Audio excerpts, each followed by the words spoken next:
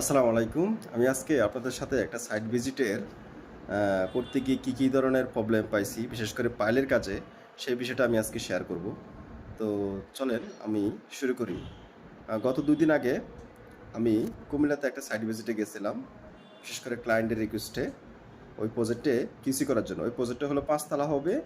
তো বেসিক্যালি ৫ তলা হবে, ৩.৫ কাঠার উপরে প্রজেক্টটা। তো একটা কন্ট্রাক্টরকে দিয়ে কাজটা করানো হচ্ছে। তো প্রথম পাইলের কাজ শুরু করা হয়েছে। তো পাইলের কাজেই আমি বেসিক্যালি চেক করতে গেছি, কিউসিটা চেক করতে গেছে। সাইডে একটা রিপ্রেজেন্টেটিভ সাইড ইঞ্জিনিয়ারও আছে। বাট তারপরও আমি আমার দিক থেকে যে প্রবলেমগুলা বা চেক করতে গিয়ে যে ধরনের প্রবলেমগুলো পাইছি বা যে ধরনের সমস্যাগুলো পাইছি, সেগুলো আমি আজকে আপনাদের সাথে শেয়ার করব। তো আমি সাইডে যাওয়ার পরে প্রথমে যেটা করি, সাইডে যে পাইলের কাজ চলতেছে, তো ওই পাইলের কাজের একটা ড্রয়িং চেক করলাম। ড্রয়িং নিয়ে বেসিক্যালি যেটা দেওয়া আছে সেটা হলো যে পাইলের লাইন দেওয়া আছে 50 ফিট, এবং ইজিএল থেকে কাট অফ লেভেলে দেওয়া আছে 2 ফিট। কাট অফ লেভেল থেকে নিচের দিকে দেওয়া আছে 48 ফিট। আর পাইলের ডায়া হলো 20 ইঞ্চি।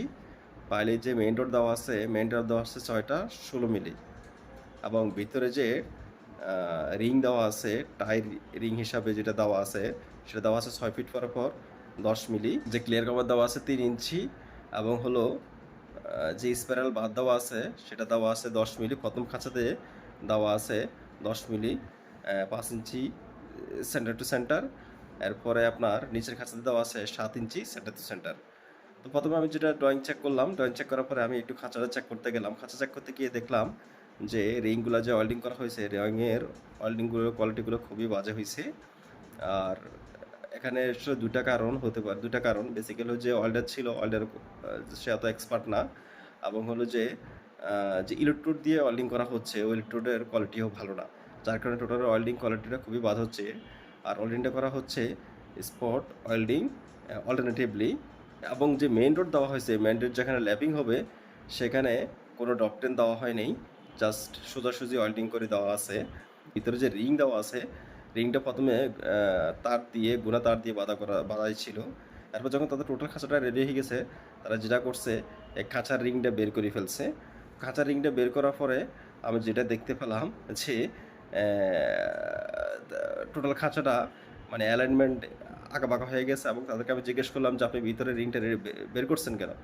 বললো যে এটা বেসিক্যালি রিংটা দেওয়া আছে আমাদের খাঁচাটা রেডি করার জন্য। খাঁচাটা রেডি হয়ে গেছে, আমরা রিংটা বের করে ফেলছি। তো বললাম যে এটা তো ডিজাইনে দেওয়া আছে, আপনি এটা বের করছেন কেন? তারপর বলতেছে যে এটা বেসিক্যালি কাজের সুবিধার জন্য দেওয়া হয়েছে। তারপর আমি অনেক চাপাচাপি করার পরে তারা ভিতরে যে রিংটা ড্রয়িং অনুসারে 6 ফিট পর দেওয়া হয়েছে। এরপরে আমি গেলাম যে ম্যাটেরিয়ালস, অন্যান্য ম্যাটেরিয়ালসগুলো একটু চেক করি।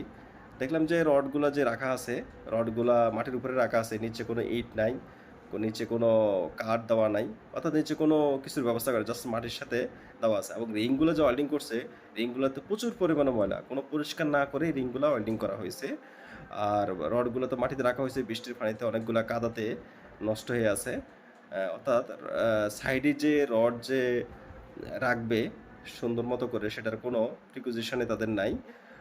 এরপরে গেলাম যে একটু স্টোনটা চেক করি। স্টোনে চেক করতে গিয়ে দেখি যে স্টোনে প্রচুর পরিমাণে ময়লা, প্রচুর পরিমাণে ডাস্ট, এবং হলো যে অনেক কাদা আছে।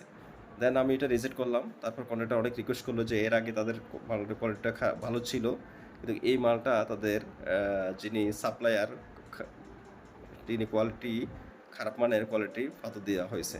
তো অনেক কিছু বোঝানোর পরেই তারা তারপরে এটা দিয়ে কাজ করতেছিল। এইভাবে আসলে একজন যখন ক্লায়েন্ট যখন নন টেকনিক্যাল হয়, তখন এইভাবে কন্ট্রাক্টররা দেখা যাচ্ছে অনেকভাবে আমাদের ক্লায়েন্টকে ঠকাইতে থাকে।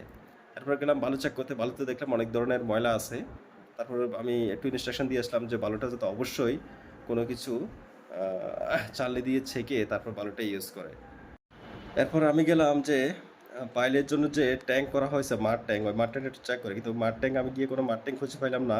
একটা ডোবার মতো কিছু দেখতে পেলাম। পরে দেখে গিয়ে যখন তাদেরকে জিজ্ঞেস করলাম যে মাড ট্যাঙ্ক কোথায়, বললো যে এটাই মাড ট্যাঙ্ক, এটা রেডি করা হয়েছে, বাট কয়েকটা দুই তিনটা পাইল করার পরে মাড ট্যাঙ্কটা ভেঙে গেছে, যার কারণে তার এই বেহাল দশা।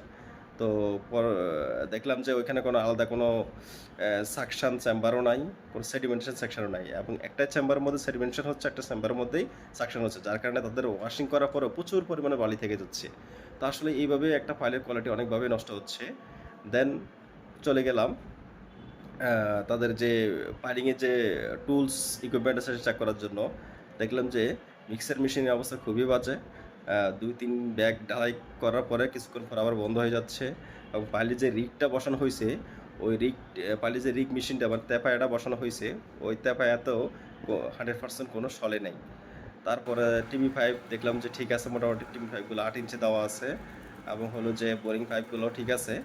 এরপরে যখন দেখলাম যে খাঁচাটা ড্রাইভ করতেছে, খাঁচা ড্রাইভ করতে গিয়ে দেখলাম যে তারা যখন ওয়েল্ডিং করবে, প্রথম খাঁচা ঢোকানোর পরে সেকেন্ড খাঁচা যখন ওয়েল্ডিং করবে দেখলাম যে ৬টা রডের অ্যালাইনমেন্ট ঠিক নেই। যার কারণে একটা রড আছে, মানে রডগুলার প্রথম খাঁচাতে রডগুলার স্পেসিং হয়তো কোনো জায়গায় আছে ৭ ইঞ্চি, কোনো জায়গায় আছে ৫ ইঞ্চি, কোনো জায়গায় আছে ৬ ইঞ্চি। তো উপরের জালিতে এই স্পেসিংটা ঠিক থাকার না কারণে দেখা যাচ্ছে যে এই রডের অ্যালাইনমেন্ট মিলতেছে না, তখন তারা চাপ দিয়ে ওয়েল্ডিং করতেছে। এতে কি হচ্ছে যে রডের মধ্যে টান পড়ার কারণে রডের মধ্যে টান পড়ার কারণে অনেক জায়গায় হলো ওয়েল্ডিং ছুটে যাচ্ছে এবং হলো যে টোটাল খাঁচাটা যখন ঢুকে যাচ্ছে, খাঁচাটা কোনো জায়গায় বেঁকে যাচ্ছে এবং অ্যাট লাস্ট যখন তারা খাঁচাটা ঢুকাচ্ছে ওয়েল্ডিং করার পরে দেখলাম যে খাঁচাটা একজন খাঁচার উপরে উঠছে, উঠে জোরে একদম চাপ দিয়ে ঢুকাইতে চেষ্টা করতেছে, কিন্তু খাঁচাটা ঢুকতেছে না। পরে প্রায় ৫ মিনিটের মধ্যে চেষ্টা করছে খাঁচা ঢোকানোর জন্য, ৬-৭ ফিট খাঁচা এখনও উপরে রয়ে গেছে। তারপর আমি স্টপ করলাম যে খাঁচাটা ঢোকানোর দরকার নাই, কারণ এই খাঁচা ঢুকাতে গিয়ে জোর করে ঢুকাতে গিয়ে খাঁচার রিংগুলা নষ্ট হয়ে যাওয়ার সম্ভাবনা থাকে। তো এইভাবে দেখা যাচ্ছে ৬-৭ ফিট রড টপে রেখে ডালাটা করতে হয়েছে। তো আসলে এইভাবে আমরা যখন একটা সাইট ভিজিট করতে যাই তখন দেখা যাচ্ছে আসলে এই ধরনের খুবই সিভিয়ার অনেক ধরনের প্রবলেম পাই। এতে কি হয়, পাইলের স্ট্রেংথ, কোয়ালিটি, কাজের কোয়ালিটি টোটালি অনেক নষ্ট হয়। ক্লায়েন্ট নন টেকনিক্যাল হওয়ার কারণে হয়তো এই ব্যাপারগুলো বুঝতে পারে না, কিন্তু আমাদের বিভিন্ন জায়গায় কন্ট্রাক্টর এইভাবে আমাদের ক্লায়েন্টদের ঠকাইতে থাকে। তো আজকে এই পর্যন্তই। খোদা হাফেজ।